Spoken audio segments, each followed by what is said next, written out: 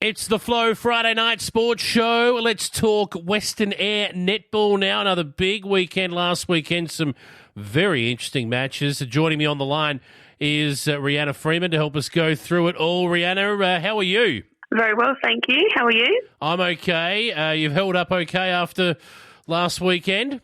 Look, I didn't have a voice on Sunday or Monday, so...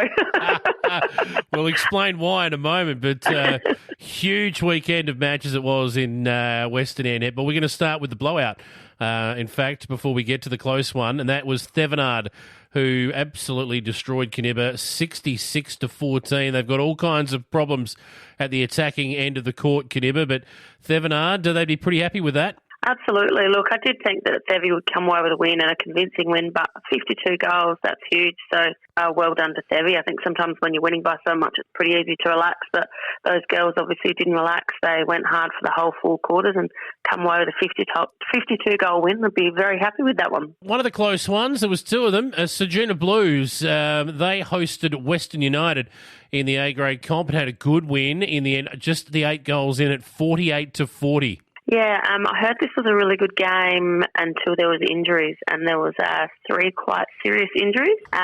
Airlie went down with her knee, pretty serious knee, so she's off to Sportsmed to have that looked at. And then we've got Summer Trowbridge also down with a knee, also off to Sportsmed in that same game. And also Demi went down with an ankle. I'm not sure how serious her ankle is, but 3 very serious injuries in the one game. So wishing those girls a speedy recovery. But other than those injuries, I think it was quite a well-matched game. And Blues are certainly happy with that 8-goal win. And I think I was wrong. I think I tipped Westies. So that's probably a tick for you and a cross for me. Unfortunately, we both got crosses on the next game. The West Coast Hawks took on Wirrala at Pidnippy in an absolute classic. These 2 sides never failed to disappoint, whether it's... never fail to excite, I should say, not disappoint. No, I was disappointed.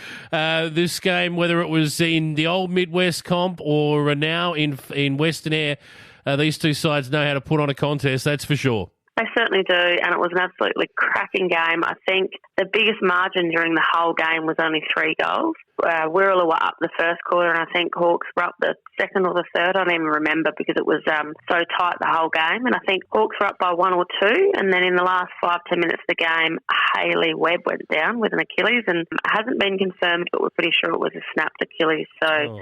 A bad round all round for the girls with the injuries, but Wirrala made a few swaps and put young Amber Woods into goals, and she shot a couple of goals, and because of her couple of goals, actually come away with a win by 1 goal. So it was 55-54, and in what was an absolute fantastic game in netball at Pidnippy. We've got, you've touched on the injuries already, but gee, was horror round for Western Eyre. That's going to affect them at association level with the Lock Carnival obviously coming up this Sunday. Absolutely. So we've got Airlie, Summer and Hayley who are all in the Eyre A-grade team, so that's massive outs. But one really good thing about this Western Eyre League this year is we've got depth, and so we had people waiting in the wings to come in, and Taylor Collins, Chloe Ettridge, Sarah Evans and Nakia Skinner will all come in and join the team. And we had a training on Monday night, and the girls are looking fantastic. We've got a lot of flexibility, girls that can play both ends, quite a bit of speed, and I'm really looking forward to the girls getting on the court on Sunday, and they'll come up against Eastern Eyre for the first game at 9:35. Before Sunday comes Saturday. We've got some upcoming matches. Generally. And there'll be quite a few teams scrambling to make some changes on the back of those injuries that you mentioned. First of all, let's have a look at what I think might end up being the game of the round, and that's your team, the West Coast Hawks at Thevenard. This should be a belter. Thevenard are getting some form behind them now. They are indeed. So obviously this is the first game of the season and of a whole new league at the start of the year. So I think both sides might be looking a little bit different compared to when we played the first time. So it'll be really interesting to see how this goes. Hawks have got 2 out, and Sevi, with all their injuries, I'm not really sure how their team's looking at the moment. But I think you're right. I think this will be a cracking game. I think Hawks would go in favourite on their previous form, but I don't think you can underestimate the Sevi girls, especially after their win last weekend. That's true. Worth pointing out the Hawks beat them in round 1, 46-34. That was at Pidnippy. Things have changed a bit since then. I don't think the Hawks have come back to the pack, but Thevenard have certainly improved, and they'll be on their home ground. But I think the Hawks still might get the job done, but I don't think there'll be double digits between them. That's right. Well, only time will tell. The other two games, we'll keep with Wirrallah girls till last, but Ceduna Blues, they will host Kinniba and will start raging hot favourites, should get the job done here. I think so. I think I would expect a decent margin for this game, even with the Blues' couple of injuries. I think they've got a bit of depth in their B grade, and they'll come up to the A grade, no worries, and I would expect Blues to come away with a good win here. And the Wirrallah girls, top of the ladder. They've got another challenge, though. Western United are certainly not the worst team in the comp. They had a disappointing loss last week by 8 goals, but they'll be knocking on the door here. They'll head down the highway to Wirrallah. Long road trip for them, but this should be a good game. It should be a good game.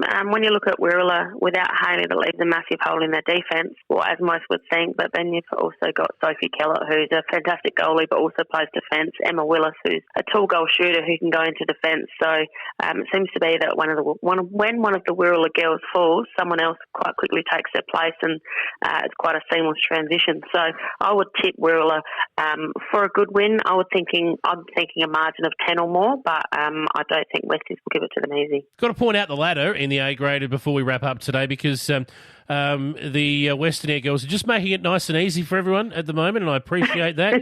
5, 4, 3, 2, 1, 0. That is in order. Wirrallah 5-0, West Coast Hawks 4-1, Thevenard 3-2, Ceduna Blues 2-3, Western United 1-4, Kinniba 0-5. So just like to make things nice and uniform for us. Thank you very much for that. I mean, some things in life can seem really hard, but these guys have really worked it out to make our life a bit easier. They have. So Lock Regional, on Sunday, and of course there'll be a window towards the country champs. You're still sending a senior team for that, despite the injuries? We absolutely are, and the girls are super keen to get over to Adelaide and obviously use Lock as a bit of a practice before we get there. Good luck to your West Coast Hawks and to everyone in Western Eyre netball this weekend. Should be another ripping round of matches, and good luck to everyone heading down to Lock as well. And we'll catch up with you next week to find out how you went. No worries. Looking forward to it.